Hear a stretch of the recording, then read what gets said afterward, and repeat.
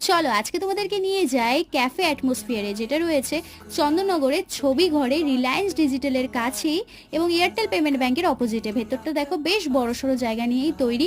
প্রথমেই বলে রাখি, বন্ধু বান্ধবদের সাথে আসার জন্য কিন্তু এই জায়গাটা একদম পারফেক্ট। এখানে দেখো ক্যারাম খেলারও ব্যবস্থা রয়েছে, প্রতিদিনই কিন্তু খোলা থাকে আর নানান রকম অফার চলতে থাকে। আর এই কুশনটা এত সফট ছিল, আমার মনে হচ্ছিল নিয়ে চলে আসি। যাক গে, এবার প্রাইস দেখে নাও কেমন কি দাম। আমার তো ঠিকঠাকই লেগেছে, নর্মাল।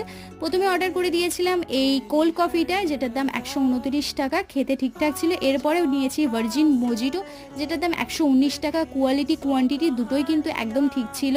তারপরে বার্গারটা নিয়েছিলাম, আর কি বলবো, ফ্রেঞ্চ ফ্রাই এখানকার খুব ফেমাস। এছাড়া হাক্কা নুডলস, ভেজ হাক্কা নুডলস, এগুলোও কিন্তু খুব ফেমাস।